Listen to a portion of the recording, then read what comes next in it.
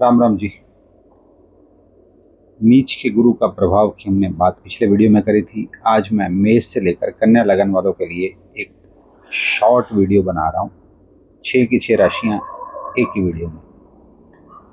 तो अधिक समय न लेते हुए हम बात करते हैं पहले मेष राशि की।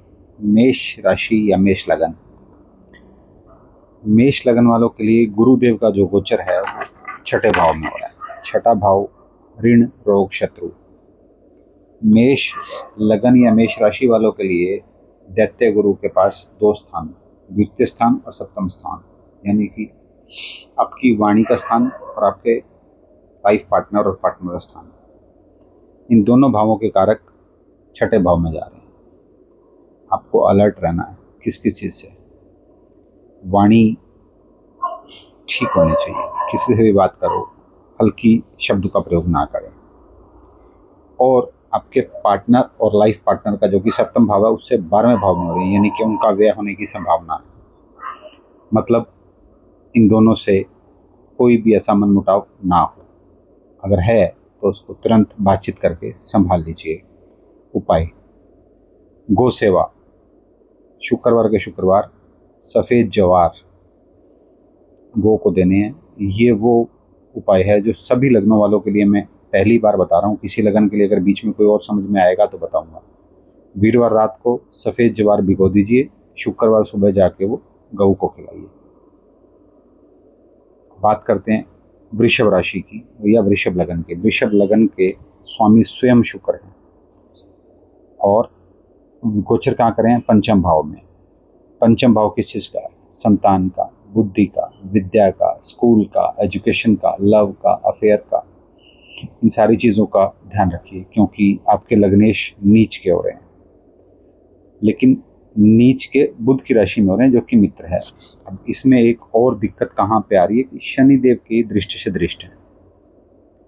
तो थोड़ा सा ध्यान रखिए इन सारी चीज़ों के जिनके कारक हैं उनमें अलर्ट रहिए, कोई नुकसान ना हो जाए। उपाय साफ स्वच्छ वस्त्र का प्रयोग करें और थोड़ा सा इत्र का प्रयोग रेगुलर रूप से करें। एक अलर्ट है वृषभ राशि वालों के लिए, जुआ या किसी तरह के प्रलोभन या लॉटरी या ऑनलाइन गेमिंग, इस तरह से बचाव रखें। आपका बार बार मन करेगा, अगर आप इस फील्ड से जुड़े हुए हैं, जाना नहीं। आपके लिए अलर्ट है वृषभ लगन के लिए।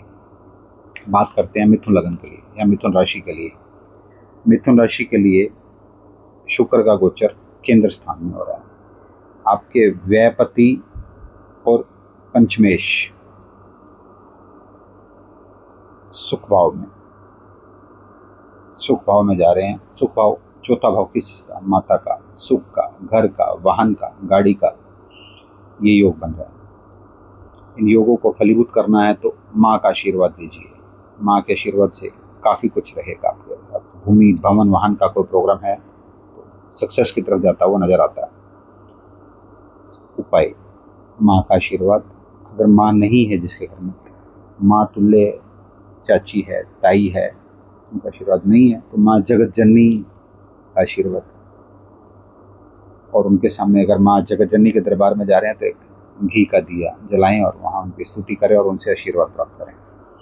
बात करते हैं कर्क लगन वालों के लिए। कर्क लगन के स्वामी द्वितीय जो शुक्र हैं वो एकादशपति भी हैं और सुख स्थान के पति भी हैं, लाभपति भी और सुखपति भी। और जो मूवमेंट कर रहे हैं वो आपके तीसरे भाव में कर रहे हैं। तीसरा भाव पराक्रम का, हाथ के कामों का, छोटे भाई बहनों का, कम्युनिकेशन का। ये इंडिकेट कर रहा है कि आपकी छोटी यात्राएं संभव हैं। छोटी यात्राओं में लग्जरी के साथ संभव हो सकती हैं। जो शनिदेव का प्रभाव है इनके ऊपर डायरेक्ट दृष्टि रहेगी तो थोड़ा स्लो, धीरे धीरे होंगी काम। आपकी प्रपोजलें बनाने में टाइम लगेगा, लेकिन अगर आपका ऐसा कोई प्रपोजल है तो हो सकता है ये छोटे भाई बहनों के साथ यात्रा कर सकते हैं आप, ऐसा उम्मीद कर सकता है। और कम्युनिकेशन थोड़ा सा ध्यान से रखें। उपाय माँ लक्ष्मी का दर्शन करें, आशीर्वाद प्राप्त करें। पांचवा लगन सिंह राशि या सिंह लगन। सिंह लगन वालों के लिए शुक्र देव जो हैं दसम भाव के स्वामी भी हैं और तृतीय भाव के स्वामी भी हैं। गोचर कर रहे हैं आपके दूसरे भाव में। दूसरा भाव किस चीज़ का? आपकी वाणी का। शनिदेव की दृष्टि है, वाणी में कठोरता नहीं लाइए। आपकी वाणी में ठहराव तो आएगा लेकिन कटुता ना आ जाए। मिठास से बातचीत करिए और कर्म और लाभ में तरक्की प्राप्त करिए। पार्टनर से, लाइफ पार्टनर से अनबन का ध्यान रखिए, ना होने पाए तो आपके कर्म स्थान में आपके कार्य की तारीफ होने के योग बनते हैं। आपके लिए सिंह लगन वालों के लिए कड़वाहट वाणी में नहीं आनी चाहिए। खाने पीने का विशेष ध्यान रखें, मीठा खाने से परहेज करें। ससुराल से कोई अनबन है तो उसे दूर कर लीजिए, क्योंकि शनिदेव आपके ससुराल के भाव में आ चुके हैं और इसको आप सुधार सकें तो अच्छा। हम बात करते हैं कन्या लगन या कन्या राशि, जहाँ पे शुक्र देव खुद आए हैं। कन्या लगन के लगन में ही शुक्र आए, तो अब भाग्यपति भी हैं और आपके धनपति भी हैं। धनपति और भाग्यपति आपके घर आए हैं।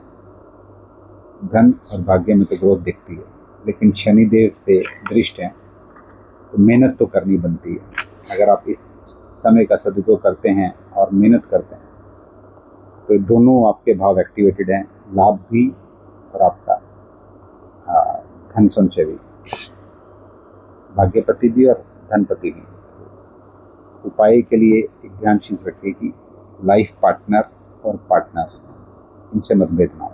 कोई भी डॉक्यूमेंटेशन व्यापार में करेंगे तो शुड बी क्लियर। 2-3 बार पढ़िए, अच्छे से अंडरस्टैंड करिए। कोई हल्की दृष्टि से कागजों पे साइन ना करिए। और लाइफ पार्टनर और पार्टनर से मतभेद का खास ध्यान रखिए। मैंने ये एक शॉर्ट वीडियो मेष से लेकर कन्या लगन वालों का नीच के शुक्र के प्रभाव को लेकर बनाया है। जैसे मेरे को समझ में आया मैंने बताने की कोशिश करी है, और ये सिर्फ कंसोलिडेटेड व्यू है। मैं बार बार ये कहता हूँ कि ये सिर्फ एक ऑब्जर्वेशन है। हर व्यक्ति की दशाएं और गोचर का रिजल्ट और ग्रह गोचर आपकी लाइफ में, आपके D1 में, आपके जन्म स्थान के, आपके जन्म चार्ट में कैसे हैं, उनका प्रभाव हमेशा से अलग रहता है। आज की